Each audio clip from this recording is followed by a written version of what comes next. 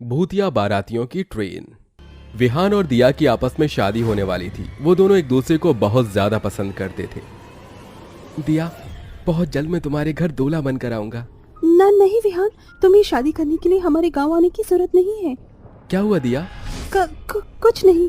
तुम कोई बात तो मुझसे छिपा रही हो, चलो मुझे बताओ। दिया घबरा रही थी।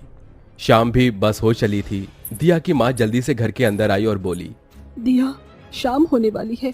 जी माँ। दिया ने अपनी माँ की बात सुनकर सभी खिड़कियां और दरवाजे बंद करना शुरू कर दिया। वो गलती से फोन को काटना ही भूल गई। अरे दिया देख, रसोई की खिड़की खुली हुई है, जल्दी जाकर उसे भी बंद करा। दिया बहुत जल्दी जल्दी अपने कामों को कर रही थी। इसी तरह अंधेरा हो गया और पूरे गांव में सन्नाटा छा गया। कुछ देर बाद दिया के पास विहान का फोन आया। तुमने अचानक फोन क्यों रख दिया था, मुझे बताओ। ठीक है। अब से कुछ सालों पहले हिमानी और सुमित नाम के लड़के की शादी होने वाली थी। उन दोनों की लव मैरिज हो रही थी, इसीलिए दूल्हा और दुल्हन बहुत ज्यादा खुश थे।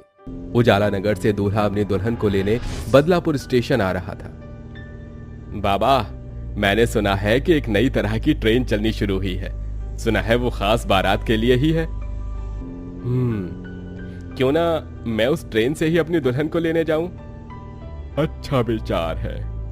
सुमित ने उस नई तरह की ट्रेन के एक डिब्बे को अपनी शादी के लिए बुक कर दिया और शादी के दिन तैयार होकर सभी बाराती नई ट्रेन में बैठकर जाने लगे।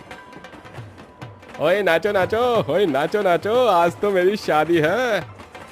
सभी नाचते हुए सफर कर रहे थे कि तभी अचानक ट्रेन के ब्रेक्स फेल हो गए और ट्रेन चलते चलते पटरी से उतर गई। सभी बाराती एक ही झटके में मारे गए, लेकिन ऐसी मौत से किसी की आत्मा परलोक न पहुंच सकी और बारात ले जाने की इच्छा सभी को भूत और चुड़ैलों के रूप में वापस ले आई और उन्होंने उस ट्रेन को भी भूतिया ट्रेन में बदल दिया। तो वहीं दूसरी तरफ मेरी सुमित जी न जाने कब आएंगी। हिमानी बेसब्री से अपने पति का इंतजार कर रही थी, लेकिन हिमानी को लेने उसका पति नहीं, सिर्फ उसकी खबर आई, जिसे सुनकर हिमानी पागल सी हो गई और उसने शादी के मंडप में ही आत्महत्या कर ली। हिमानी, हिमानी। बेटी के गम में मां ने भी अपने सीने में खंजर भोंक लिया। हिमानी, वसुंधरा, हिमानी। अचानक ही पूरा घर उजड़ गया। अपनी पत्नी और बेटी के गम में बाप को भी दिल का दौरा पड़ गया और एक ही झटके में पूरा परिवार खत्म हो गया। और इसीलिए मैं तुमसे मना कर रही थी। मेरी एक बात समझ में नहीं आ रही है। दिया, जो होना था वो हो गया, तो अब तुम मुझे आने से क्यों रोक रही हो? इसीलिए विहान, क्योंकि वसुंधरा, दिया और उसके बाप की आत्मा आज भी शांत नहीं हुई है। उन तीनों की ही आत्माएं पूरे गांव में पहरा देती हैं और वो हर जिंदा इंसान को मार डालती हैं। अगर उन्होंने तुम्हें भी। मुझे कुछ नहीं होगा दिया। ऐसे बोलकर विहान कुछ देर चुप हो गया। कल मैं तुम्हारे गांव आ रहा हूँ।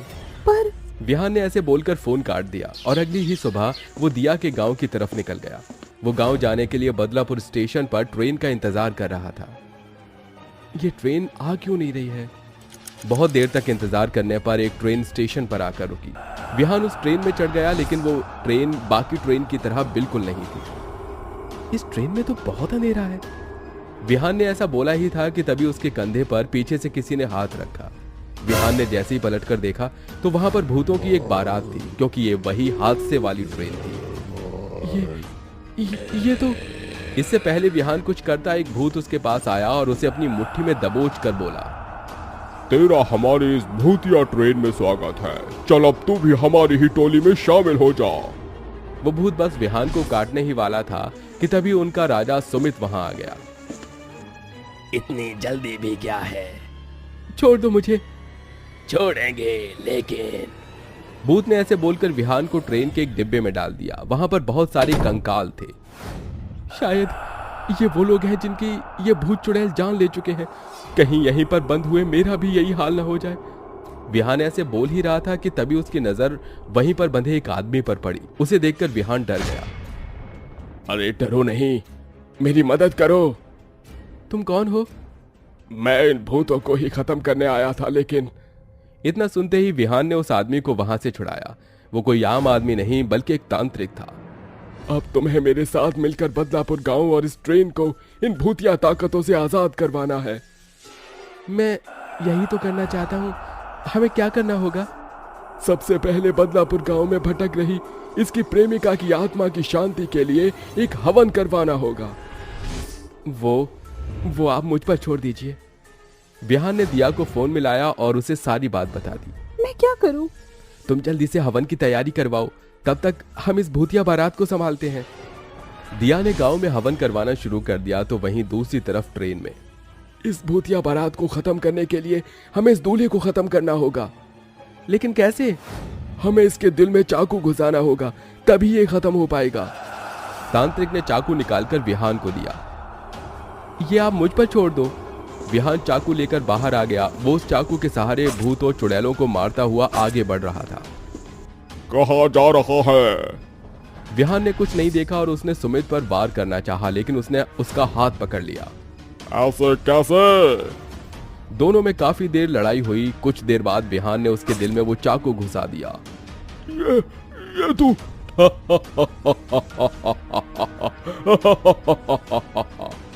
विहान चौंक गया क्योंकि सुमित को कुछ नहीं हुआ था। तो मुझे इतनी आसानी से नहीं मार सकता। मैं भूत राजा हूँ, ऐसे नहीं मरूंगा।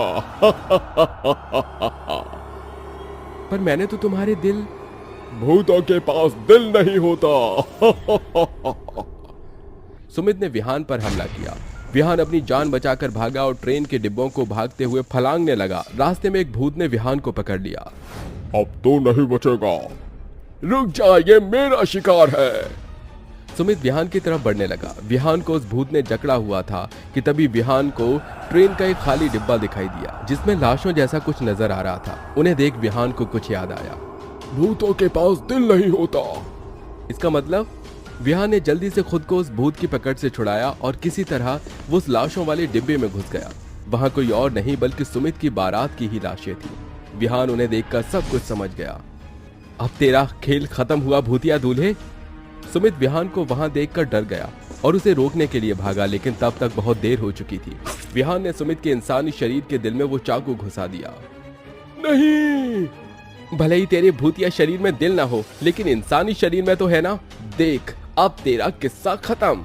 सुमित और उसकी बारात विहान के ऐसा करते ही गायब होने लगी।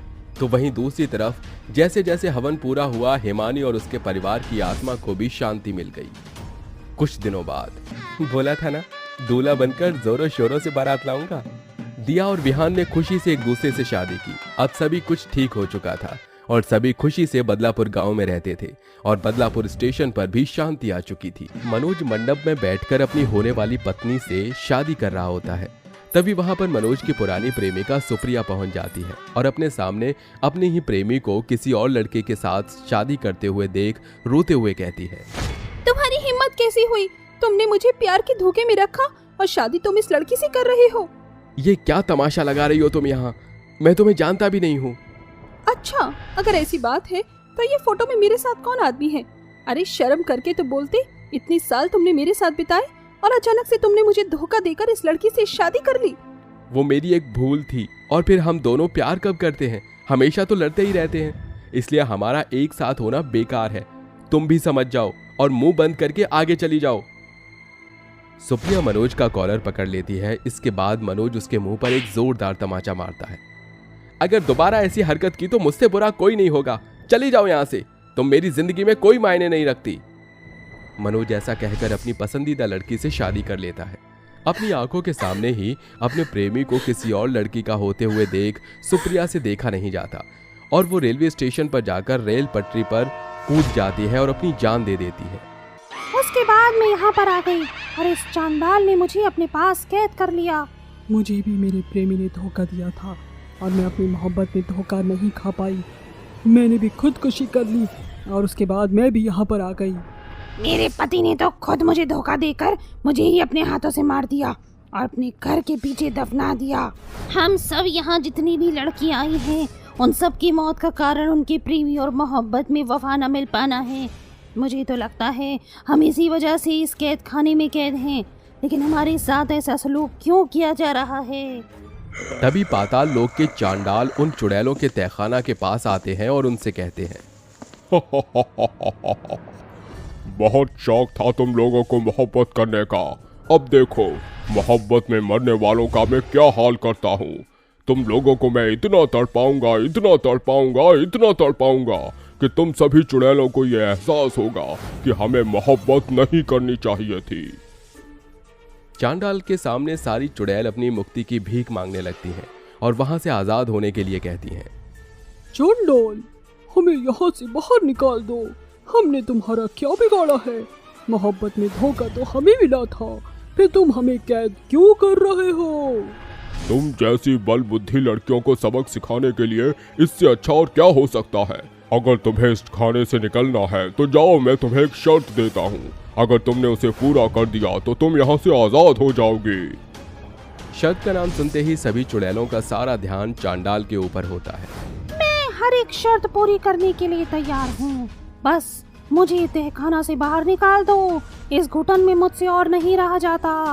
तुम सभी चुड़ैलों को इस पाताल लोक से पृथ्वी लोक पर जाना होगा और इंसानों से मोहब्बत करके उन्हें मारकर उनकी आत्माओं को अपने साथ लेकर आना होगा। अगर तुम इस कार्यक्रम में सफल होती हो तो तुम्हें इस तहखाने में हमेशा हमेशा के लिए छुटकारा मिल जाएगा। हम चुड़ैलों को कौन पसंद करेगा? हम चुड़ैलों को तो देखते ही लोग भाग जाते हैं। इसके लिए मैं तुम्हें एक शक्ति दे सकता हूँ। तुम अपना रूप बदलकर इंसानों के पास जा सकती हो। चांडाल ऐसा कहकर वहां तहखाना में पड़ी सभी चुड़ैलों को दिव्य शक्ति दे देता है, जिसके बाद वो सभी चुड़ैल अपना भेष बदलकर पृथ्वी लोक पर पहुंच जाती हैं। हम यहाँ तो आ गई हैं, लेकिन मुझे समझ नहीं आ रहा कि हम मर्दों को अपने जाल में कैसे फंसाएंगे, और ये सभी लोग तो अपने कामों में व्यस्त हैं। तभी शिल्पा को कहीं से ट्रेन की आवाज आती है। हम लोग रात को ट्रेन पर जाएंगे और ऐसे नहीं शादी की जोड़ी में जाएंगे। हमें शादी की जोड़ी में मर्दों को फंसाना है और उनसे शादी करके उन्हें मारकर उनकी आत्मा को अपने साथ पाताल लोक लेकर जाना है। शिल्पा के आइडिया से सारी चुड़ैल मान जाती हैं, जिसके बाद वो सभी चुड़ैल रात होने का इंतजार करने लगती हैं। रात होते ही वो पांचों शादी के जोड़े में अलग अलग डिब्बे में चढ़ जाती हैं। इसके बाद वो अपनी बातों के जाल में ट्रेन के अंदर मर्दों को फंसाने की कोशिश करती हैं। अब मैं तुम्हें क्या बताऊं? मेरा पति जो कि हो ही नहीं पाया, वो मुझे छोड़कर चला गया किसी और लड़की के लिए। मैं ये बदनामी सहन नहीं कर पाती, इसलिए मैं भाग गई। मन तो ऐसा करता है कि इसी रेल के नीचे कूदकर अपनी जान दे दूं। नहीं नहीं, ऐसा मत करो। तुम कितनी सुंदर और प्यारी हो, तुमसे तो कोई भी शादी कर लेगा। अगर ऐसी बात है तो बताओ, क्या तुम मुझसे शादी करोगे? अरे नहीं, मैं तुमसे शादी कैसे कर सकता हूँ? मैं तो पहले से ही शादीशुदा हूँ। तो क्या हुआ, एक शादी और सही, कम से कम तुम्हें 2 बीवियों का मजा तो मिलेगा। सुधीर अलका की बातों में नहीं आ पाता, जिसके चलते अलका को गुस्सा आता है और वो अपने भयानक चुड़ैल के रूप में आ जाती है और सुधीर को मार देती है। जिसके बाद ट्रेन के डिब्बे से लोग यहाँ से वहाँ भागने लगते हैं। वहीं दूसरी तरफ ट्रेन के दूसरे डिब्बे में माया एक आदमी से बात कर रही होती है। एक लड़की की किस्मत कितनी बेकार होती है। मैं एक लड़के से प्यार करती थी, उसके लिए अपनी शादी छोड़कर भाग गई, लेकिन अब वो लड़का ही मुझे छोड़कर भाग गया जिसके लिए मैं अपनी शादी से भाग कर आई थी। ओह माय गॉड, तुम्हारे साथ तो बहुत गलत हुआ बहन। मुझे तुम्हारे लिए बहुत अफसोस है। पृथ्वी के मुंह से बहन का शब्द सुनते ही माया को बहुत तेज गुस्सा आता है और वो अपने भयंकर चुड़ैल रूप में आ जाती है और पृथ्वी को मार देती है। इन इंसानों का कुछ नहीं हो सकता, कभी भी किसी औरत की फीलिंग्स को समझ ही नहीं सकते। माया को चुड़ैल के अवतार में देख ट्रेन के डिब्बे में हलचल मच जाती है। ऐसे ही एक एक करके वो पांचों हर एक डिब्बे में हर एक आदमी से शादी करने के लिए पूछती हैं, लेकिन कोई भी उनकी नहीं सुनता। वहीं सुप्रिया ट्रेन के डिब्बे में बैठकर अकेले में रो रही होती है। तभी एक राघव नाम का लड़का उसके पास आता है और उससे कहता है, क्या हुआ, तुम रो क्यों रही हो? सुप्रिया राघव को झूठी कहानी सुनाकर अपनी तरफ आकर्षित करना तो चाहती थी, लेकिन वो ऐसा कर नहीं पाती। इसके चलते वो राघव को अपनी पूरी सच्चाई के बारे में बताती है, लेकिन सच्चाई सुनने के बाद भी राघव को हंसी आ जाती है और वो हंसते हुए कहता है, हो, इसका मतलब तुम ये कहना चाह रही हो कि तुम पाताल लोक से आई हो और आज तुम सभी चुड़ैलों ने ट्रेन पर कब्जा कर लिया है और आज तुम अपना पति लेकर ही जाओगी। बहुत फनी स्टोरी है यार। ये सब छोड़ो, तुम बहुत सुंदर हो और मुझे बहुत प्यारी भी लगी। मुझे नहीं लगता कि तुम्हें झूठ बोलने की जरूरत है। मैं झूठ नहीं बोल रही, मैं सच बोल रही हूँ। बस मैं उस कैद खाने से निकलना चाहती हूँ। उसके लिए मुझे किसी से शादी करनी होगी। इसके बाद मुझे चांडाल कोई अच्छा पद भी दे देगा। राघव उस समय सुप्रिया की बातों को नजरअंदाज कर देता है, लेकिन तभी सुप्रिया के पास उसकी बाकी की सारी चुड़ैल पार्टनर जैसे तनुजा, माया, अलका, शिल्पा अपने असली अवतार में प्रकट हो जाती है। अपने सामने राघव जब इतनी सारी चुड़ैलों को देखता है तो हैरान रह जाता है। उसके पैरों तले जमीन खिसक जाती है। यहाँ से पूरी ट्रेन में हलचल मच गई है। हमने जिन भी आदमियों से बात की थी हम उन्हें मार कर आ गए हैं। कोई भी हमसे शादी नहीं करना चाहता। तनुजा की बातें सुनकर भी सुप्रिया अपने असली चुड़ैल के अवतार में नहीं आई। वहीं राघव सुप्रिया के चेहरे पर मोहित हो चुका था, जिसके चलते वो उसे रोकता है और उसी से कहता है, रुक जाओ, मुझे तुम बहुत अच्छी लगी। तुम्हारी खूबसूरती मेरी आंखों में बस गई है। अगर तुम चली जाओगी तो मैं कैसे जी पाऊंगा। मुझे तुमसे पहली नज़र वाला प्यार हो गया है। मुझे माफ़ करना, मैंने तुम्हारी बात को नज़रअंदाज किया, लेकिन अब मुझे तुम्हारे ऊपर विश्वास है। मैं तुमसे शादी करने के लिए तैयार हूँ। अगर मेरी शादी करने से तुम्हें कैद खाने से छुटकारा मिलेगा तो मैं तुम्हारे इस काम में साथ देना चाहूँगा। ये सुनकर सुप्रिया और बाकी की चुड़ैलें बहुत खुश होती हैं।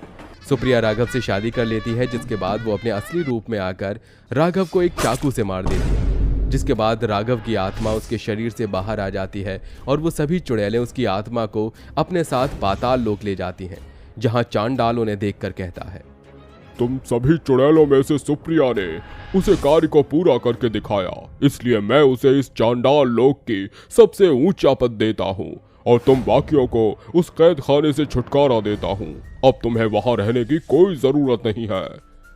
आखिरकार सभी चुड़ैलें वहां से छुटकारा पा लेती हैं, जिसके बाद वो अपनी भूतिया दुनिया में खुशी खुशी रहने लगती हैं।